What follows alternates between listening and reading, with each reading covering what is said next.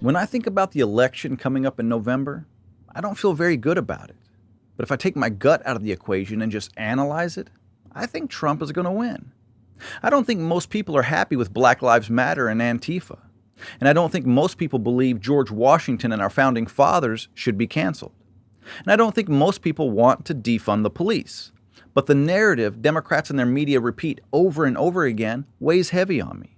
It makes me feel like we're in the minority. But we're not. We're in the majority, the silent majority. And we're starting to see liberals standing up to the mobs.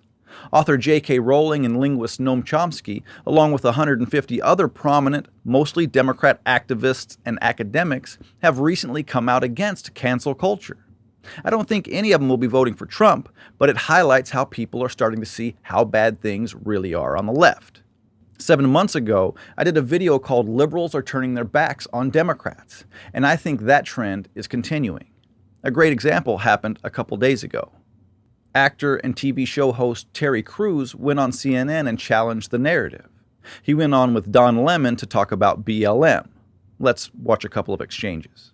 Well, again, I wanted to bring up the fact that, there are some very, very, militant type forces in Black Lives Matter. And when you have the leaders of the Black Lives Movement who are now talking about, if we don't get our demands, we're going to burn it down. Other Black people who are talking about working with other whites and other races, they're being viewed as sellouts or called Uncle Toms. You start to understand that you are now, being controlled. You're not being treated as loved. You're actually being controlled. Someone wants to control the narrative. When I describe this, when you look in the city of Chicago, there are 9 children who've died by gun violence, by Black on Black gun violence, from June 20th all the way to today. The Black Lives Matter movement has said nothing about this. What does that have to do with equality, equality, though, Terry? I don't understand what that has to do with a movement that's for equality for Black people. It's not mutually exclusive that if you care about equality for Black people, that somehow you're going to stop kids from being shot. It just seems like apples and oranges. It's not that way. This is the thing, Don. Black people need to hold other Black people accountable. I said this the same thing. This is the Black America's version of the Me Too movement. If anything is going to change, we ourselves need to look at our own communities and look at each other and say, this thing cannot go down. So the Black Lives Matter movement is about police brutality and injustice in that manner, not about what's happening in Black neighborhoods. But when you look at the organization, police brutality is not the only thing they're talking about. I know that, but I agree, but that's not what the Black Lives Matter movement is about, Terry. Of course, Terry is right and Mr. Sourfruit is wrong. Lemon even admits that BLM is about more than just police brutality and then says it's only about police brutality. But when you look at the organization, police brutality is not the only thing they're talking about. I know that, but I agree, but that's not what the Black Lives Matter movement is about, Terry. If you go to the BLM website and read what they believe, you can easily see that they talk about all Black lives mattering, and they distinctly point out caring for children, and their opposition to the nuclear family, which doesn't make any sense if they really do care about children, but here's what they say. We disrupt the Western prescribed nuclear family structure requirement by supporting each other as extended families and villages that collectively care for one another, especially our children, to the degree that mothers, parents, and children are comfortable. I'm sure parents are comfortable enough for BLM to take a stand against children being murdered, but as Mr. Crews pointed out, they don't care about Black children. And the organization is radical. What Lemon is doing is the same thing that Colin Kaepernick does. He's hiding his true feelings and intentions behind something that's acceptable. Like Terry said, Black Lives Matter is a good mantra.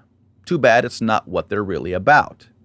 Ever since that washed-up quarterback started kneeling during the national anthem 4 years ago, they told us that it wasn't about the flag, or the military, or America. It was about police brutality. Now, who can't get behind that? And even though there was ample evidence that showed us it was about the flag and America, a lot of people gave him the benefit of the doubt. But after his statement this weekend, there's no doubt about it. It's about the flag and America. And anyone who twists themselves into a pretzel to defend him now is as big of a liar as he is, or was. Here's the statement he posted over the weekend. Black people have been dehumanized, brutalized, criminalized, and terrorized by America for centuries, and are expected to join your commemoration of independence, while you enslaved our ancestors. We reject your celebration of white supremacy and look forward to liberation for all. Black Power Fist. Let's look at his words closely. He says black people are expected to join your commemoration of independence while you, white people, enslaved our ancestors. Now, this might come as a shock, but I didn't enslave anyone's ancestors. And there were free black people in America who owned slaves. And had they not been sent to America, those slaves would have probably been slaves in Africa, because slavery was happening there and everywhere long before we became a country. And finally, he calls the 4th of July a celebration of white supremacy, which makes his position absolutely clear. Like I said, it's time for those of you who have been giving him a pass to understand what he's doing and what the organization that calls themselves Black Lives Matter is doing. Milton Friedman would often talk about the unholy coalition, and we're seeing a twisted version of that right now. The unholy coalition is made up of the do-gooders and the people who use the do-gooders for their own benefit.